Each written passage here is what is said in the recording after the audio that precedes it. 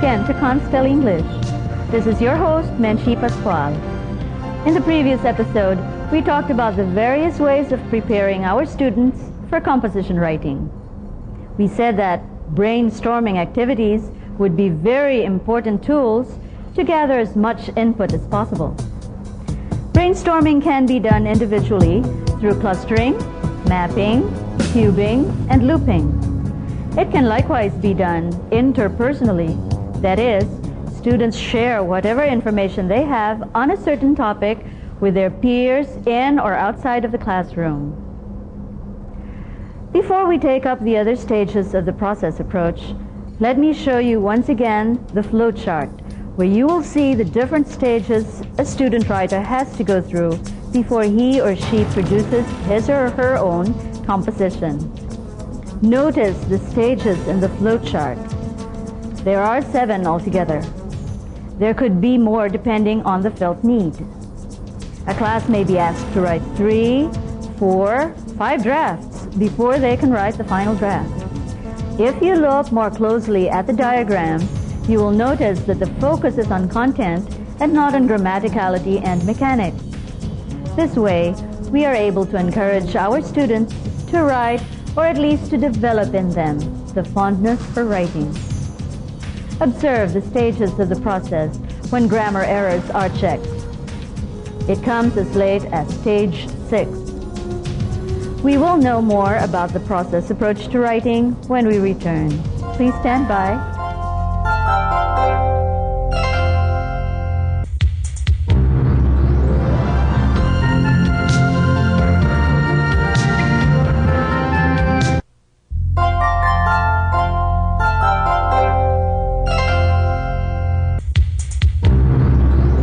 Once again, I would like you to take a second look at the flowchart. If you were to summarize the process, how many major stages are there altogether? You're correct. There are only 3 major stages, and these are preparing to write, drafting, and revising. But in practice, the process is often more like this. You will notice that the arrows go in different directions. This means that the sequence cannot be mixed, and much depends on the nature of the drafts. If the preliminary drafts have a lot of revision to be done, they have to be polished and repolished. One thing significant is the fact that the student goes through several steps before he or she is able to produce the finished product. The focus then is on how the student learns as he or she goes through the process. Before we take up the rest of the stages in the process approach to writing, let me show you once again the diagram that shows the recursive nature of the process. Observe the circles. They seemingly overlap, telling us of the repetitive nature of the process. This means that a student who tries to write a composition has to go through a lot of stages repeatedly before he or she can arrive at the finished product. We have finished discussing the many pre-writing techniques we can use in the classroom to enable our students to write down their random thoughts about a certain topic. The next question to ask is this: what do students do with the notes they have written down? They have to get their ideas into order.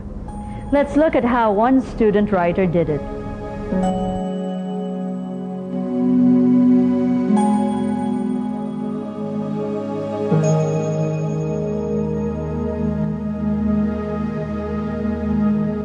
Observe the changes created in text 2.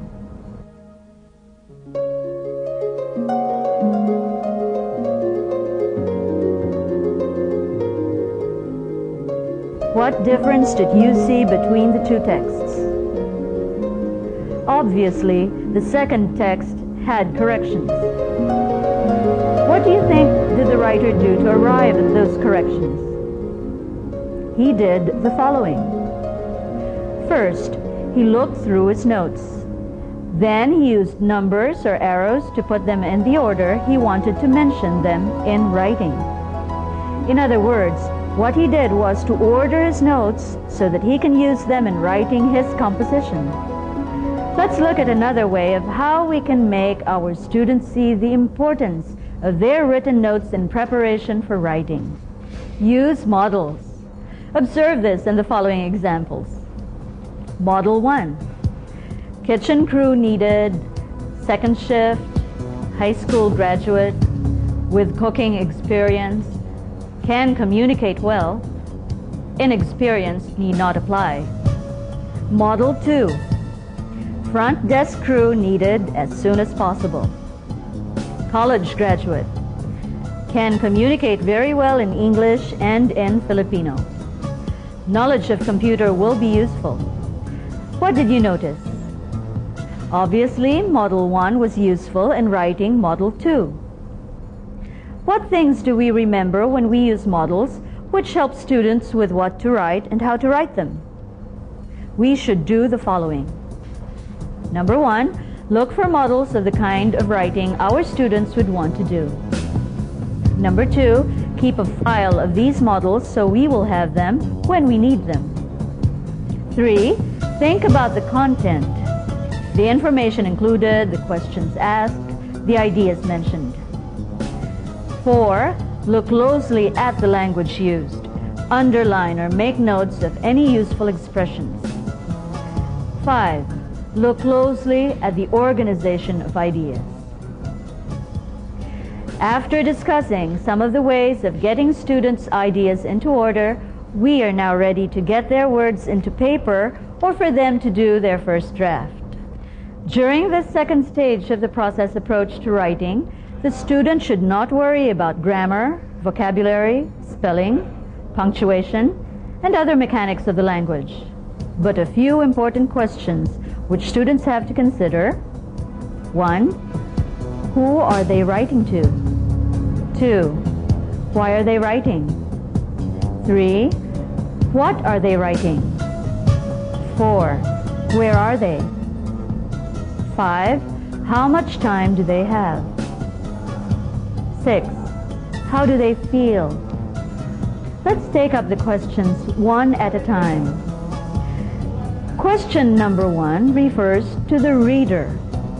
Question number 2 refers to the purpose. Question number 3 refers to the content, while questions 4, 5, and 6 refer to situation. Generally, student writers and even professional writers draft their papers not only once, but several times. The recurring nature of the writing process is evident at this stage. Before you make your students write, tell them not to worry too much in drafting their papers, especially since their objective is to allow the flow of thought to come easily and fast. Tell them not to expect the first draft to be perfect, and this is not the time for them to worry about grammar. I'd like you to look at this sample first draft done by a student. But before you do that, let's pause for a few reminders. Stay tuned.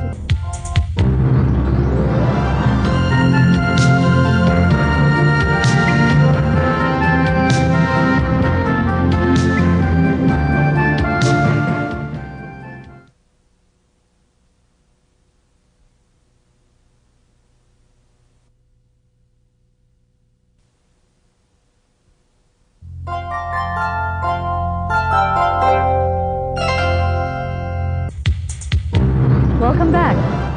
Let's look at the first draft. Love at first sight is something good feeling. It is something I feel when I